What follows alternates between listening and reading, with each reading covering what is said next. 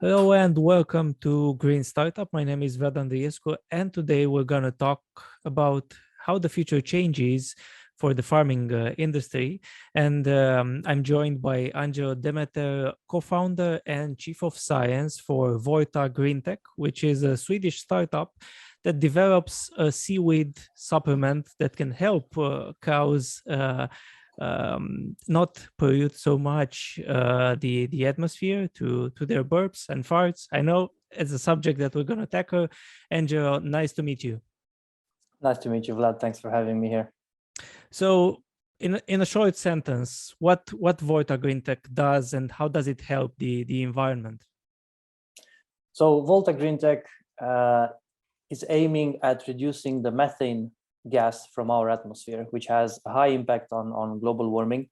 And we are aiming to reduce this gas by feeding cows with seaweed-based feed additive that we are producing in land-based facilities here in Sweden currently, hopefully soon throughout the world in these seaweed factories, as we call them.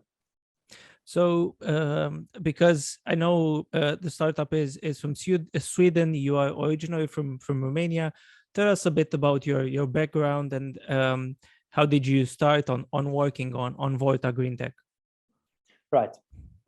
So I come from Transylvania originally, straight from the middle of Transylvania in Mureș County. I studied at Cluj Agricultural University and veterinary medicine. I studied biotech in the food industry. And I was fortunate to find out about the Erasmus project in my third year of bachelor's. And I came to Sweden on an exchange. I simply fell in love with the research tools that they had here and the labs. I studied some advanced biology courses. And after I finished my bachelor's, I decided to come back to Sweden and take a master's here in molecular biology. And I was studying in a city called Umeå, which is far up north. So it was very cold, minus 32 degrees, and a lot of northern lights on the sky at night. It was very beautiful. After my master's, I worked a bit in cancer research. I was studying the metabolism of cancer cells. And after that, I moved to the south of Sweden. And purely by accident, I met Fredrik through our third initial co-founder, Leo, who's now not with us anymore. Basically, I had a phone call with Fredrik. I heard about their idea that they found this about this seaweed, and I was amazed by it because during my university years, I studied cows and I studied fermentation, and I knew that it was a big issue. And suddenly, I had this chance to go on a journey with a startup. It was pretty interesting in the beginning. We worked for 7 months without a paycheck, basically trying to get it rolling. And I remember now, it was very, very beautiful that day of July when we got our first investment in, and we managed to get our first hire and basically start developing Volta. Yeah, so talking about cows, they are the subject. I know that together, basically, cows produce over 4% of the world's greenhouse gas emissions just by farting and burping. And we know that the industry is growing, and the impact of the farming industry is bigger and bigger. So you use this seaweed-based food supplement. What are the main advantages for the environment and also for the cows, of course, because they need quality food? Right. So cows produce methane through no fault of their own. There is a natural mechanism in their stomach that helps them to digest grasses. That's why we humans cannot eat grasses, and we are very thankful for having cows, for sure.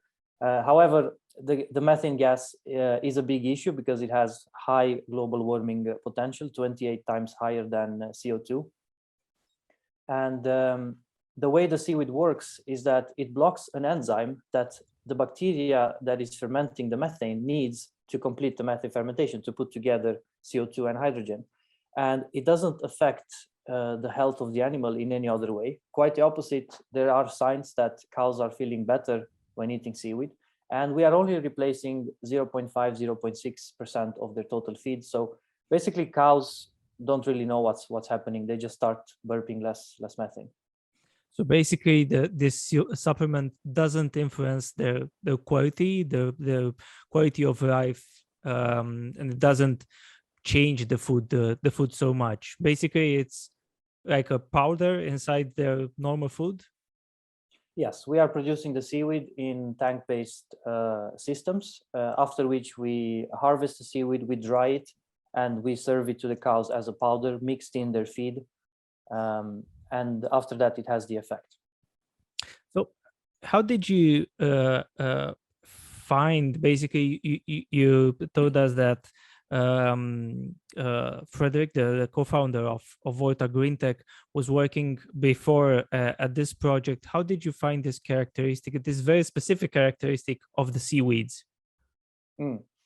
Fredrik was studying in the US, and he had a case study to envision a company, and he read on Reddit about this discovery, and he made a study case about potentially building a company that has this in mind. And he quickly saw the potential, because after that he quit his studies, came back to Sweden, and basically funded the company, and I met him 2 months later. And the find it has a long story, but I actually like to talk about the origin story of this, because there was a Canadian farmer who had his cows roaming around on the beach, and the cows were munching on storm-tossed seaweed that was just washed away on the shore. And he noticed that the cows were producing more milk, they were more happy, they were having more sex. So he decided to ask some scientists to come and see what's happening. And when the scientists in Australia that first discovered this, when they analyzed it, they saw that this seaweed was actually reducing 20% of the methane, besides giving the health benefits. So they started researching and screening different species of seaweeds around Australia, and they found this species, Asparagopsis, having the highest methane reduction capacity. And after that, there were more studies being done. But when we founded Volta, there was only one animal trial, so it was still quite novel. But we saw the potential impact of this, and we realized that scientists are doing an amazing job by researching this, but they don't have the tools or the resources to actually mass produce it and bring it up to scale for the consumers. And we took it upon ourselves, as well as other companies. We're not the only one in the world doing this. So we started basically ordering some strains of seaweed, talking to some scientists and getting some strains of seaweed from another place. We flew in Italy, and we looked at the population of seaweed that is in Italy as well. And we started culturing initially in small petri dishes on my window pane, and then we slowly ramped up.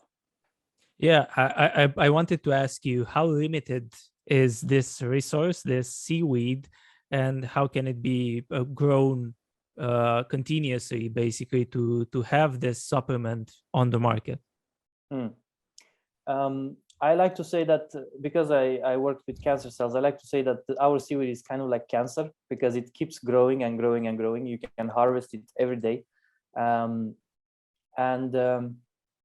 Basically, you can start in different ways. You can go into the field and pick up a small piece of seaweed. It will start multiplying continuously, as long as you provide it with the right environment for it to thrive in. So in the end, the product you developed and already tested with a farm in Sweden reduce methane emissions by 90%. Is this right? We say up to 90%, because the average emission was 81%, but we've seen some cows going as far as 90%. Yes. And does it depend on other stuff they are eating, or is just based? Every cow is different, and it evolves from 81 to 90. It depends on the dose of the seaweed, and also on the quality. we learned that if we process the seaweed right, we can lower the inclusion rate and increase the methane reduction. Our first initial in vitro tests, we were including 1%, and now we increased the quality and we are down to 0.5, 0.6, and we're still getting super high reductions. There's also some studies that shows that even with 0.2, 0.3%, you can reduce 80% reduction. But it's also very dependent on what the animal is eating.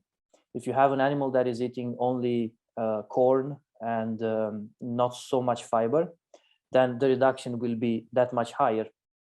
So if you have an animal eating, munching on grass or eating silage, then the amount of methane they produce is also higher. So the reduction might be a bit lower.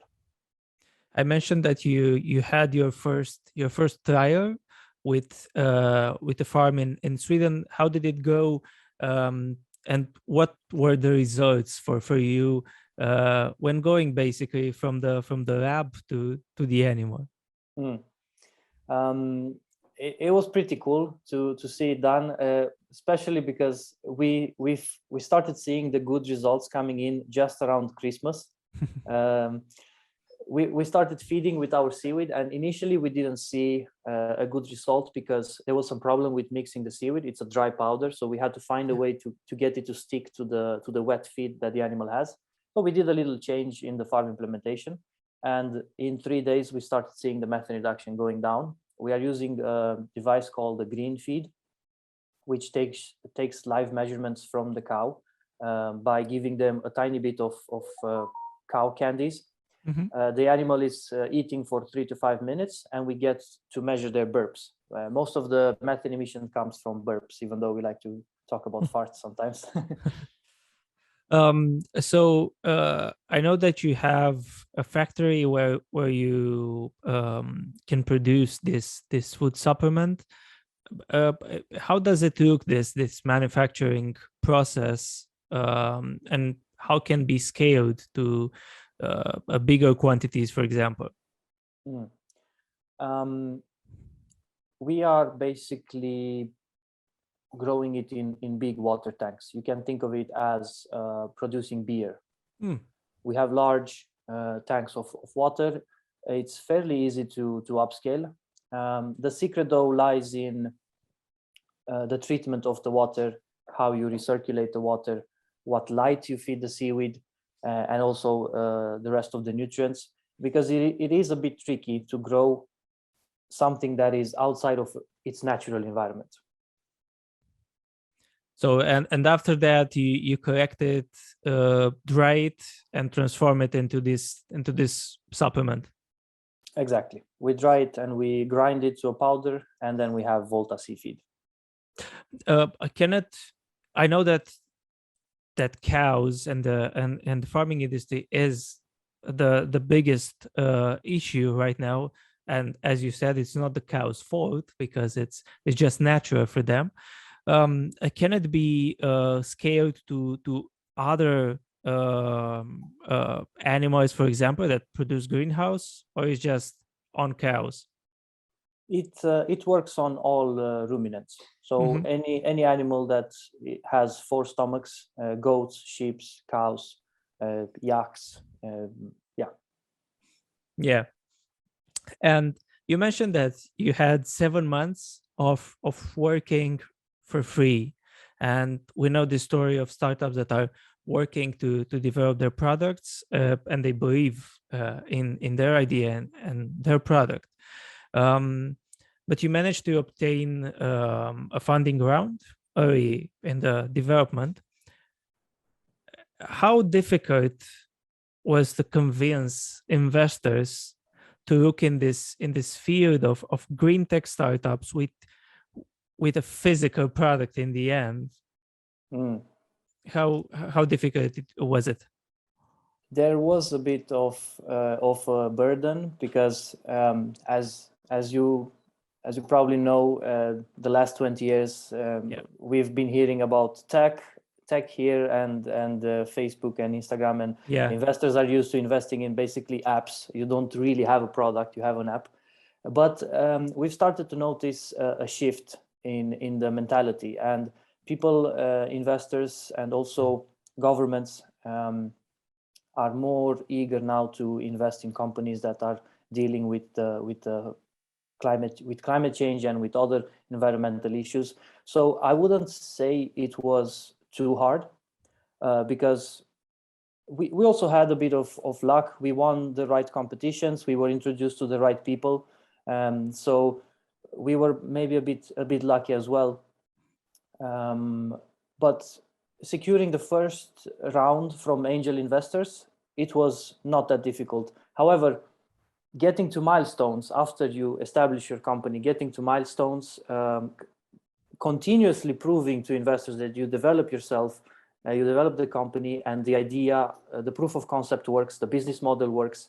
It's becoming harder and harder. And I'm blessed to have a really good team, and also I think the fact that us as co-founders complement each other's skill sets and mentality was a contributing factor for getting the company up and running. You mentioned that, of course, investors are looking, they have the checklist and the objectives. You had the first test, and we talked before starting this interview that you have started the second test. So how long until the product is on the mass market, and you can scale from some specific tests to having it on the market for everyone? Well, for everyone is going to take a while, because there's 1.5 billion cows on the planet.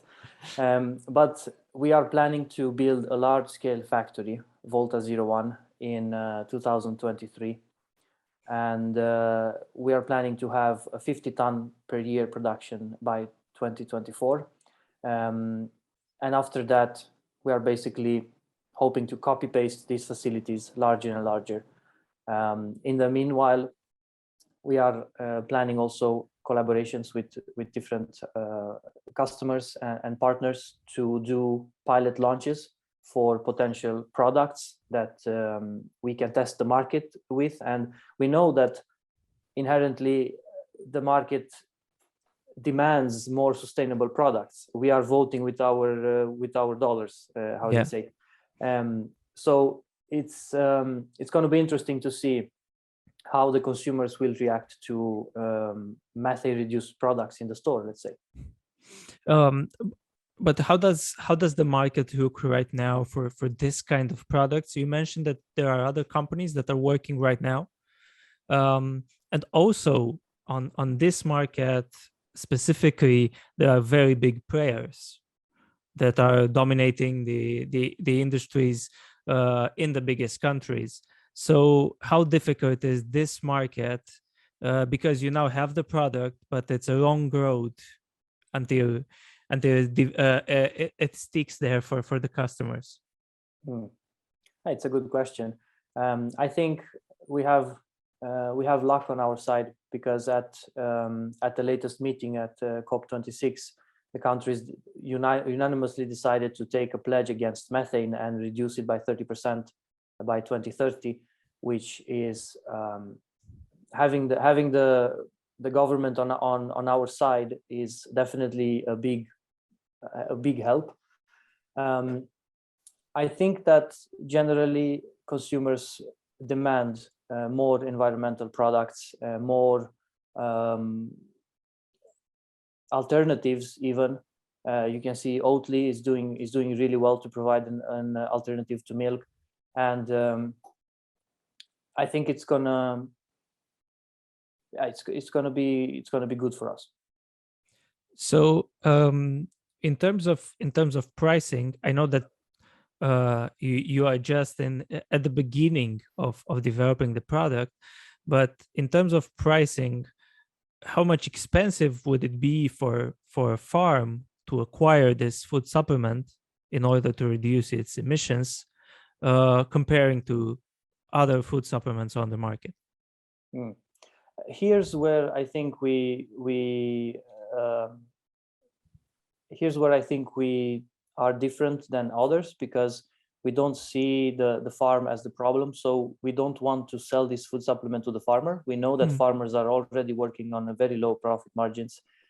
We want to give this supplement to the farmer for free, but convince the one that buys from the farmer to pay the farmer more by reducing methane emissions. So if we go one step above to the dairy company or the meat processing company and convince them that they can put products in store that have methane reduction or are more environmental for a higher cost, then the cost margin, which is in the end paid by the consumer, you decide with your money if you want to buy more environmental friendly or not, that cost will dribble down to the farmer and ideally even make this profitable for the farmers. Okay, so that's an interesting model in the end to have the final product as the profit margins, basically as the cost, and we see already in stores products that are more sustainable, even if they are pricier than the usual products, but in the end we all have to adapt for a better future. So you mentioned for example O3 right now, which is a company that manufactures non-dairy milk and other products, but can we see, when we envision a future, a world where we don't say let's switch to vegan and get rid of all the beef in the world, but where cows are more sustainable? Yeah, well, that's what we're working for. Definitely reducing meat consumption is needed. I think in the Western society, we are probably eating a bit too much meat. However, I don't think the vegan diet is for everyone. And we should not, when you think about removing farming, you are also taking a big part of the culture away. And I think that's also very valuable.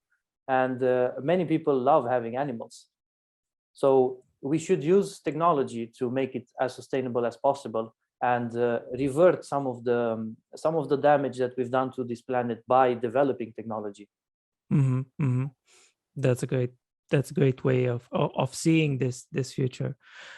But you developed the product from the scientific discovery to testing it in the lab to now trials with animals, safe trials, of course. How difficult it is for startups in this area to go this road from the science to the business? Because I think this is one of the big issues of our society, this connection between research and business, which is wrong and expensive. It's a great question. I think at the end of it, the bottom line is that it depends on the founding team for that startup. If they really believe in the solution that they have, in the product that they have, they're going to make it happen. There are people making it happen everywhere with sometimes even dumb things. Like, I don't see why, if your product is good, if your idea is good, maybe you're lacking the skills to express it, but then hire someone that can be the face of the company. So I think in the end, it comes down to, in Volta, we like to compare the hedgehog and the fox. The fox randomly goes around and runs everywhere. The hedgehog keeps going forward. And even when he's attacked, he rolls into a ball and he keeps spinning and keeps going forward. I don't know if this exists as a story or not, but Fredrik and I kind of made it up, and we use the hedgehog as a symbol for Volta. What are the plans right now for 2022 at Volta Greentech? Where do you want to end the year right now? 2022 is going to be a big year, Vlad, because we just finished our first commercial trial with our own seaweed. We've done one before with ocean seaweed. So now we are starting a second commercial trial on a beef farm. We also have plans for a third commercial trial during the spring with dairy cows. And sometime this summer, we're also planning a pilot product launch. And also 2022, we are raising money. We are going through a funding round right now to establish the company and also to take in money to build the next factory. So our plans for now is to develop the blueprint for the production and then copy paste as many factories as possible and even license out the technology or the full recipe for other people that want to grow this seaweed and then deliver it within their supply chain or within their I forgot the word. Within their community. Yeah. I wanted to ask you, you mentioned the licensing, and I wanted to ask you, because scaling up factory after factory after factory in different geographies is very difficult and also capital dependent. So you are looking into licensing basically the way of manufacturing the seaweed and the supplement to other people that can build factories for other markets. Exactly. That's not our end goal, but we quickly realized that we are not going to be able to control 100 factories throughout the planet, and it's a model that makes sense, that works. So if now in the market there are 1 billion cows, how much, if we would take a future where every cow will take this seaweed supplement from Volta Greentech or others, how much algae should be manufactured to support this growing ecosystem? Right. I haven't actually made the math lately because the numbers changed, but I think we will need a few gigafactories of algae production. The cool thing about this is that if we do this now, we can see the effects of cooling down the planet within 10 years. Yeah. Reducing the methane, I think, is the band-aid that we need until we solve the carbon issue. Yeah, indeed. Angelo, thank you very much for the details. Good luck with developing the technology and the business further, and we look forward to hearing more from Volta Greentech. Thank you for having me. And thank you everybody for watching us. I hope you found our talk inspirational, and let us think not just at Tesla gigafactories, but also at LG gigafactories in the future. My name is Vlad Andreescu. Thank you very much, and keep reading Green Startup. Thank you.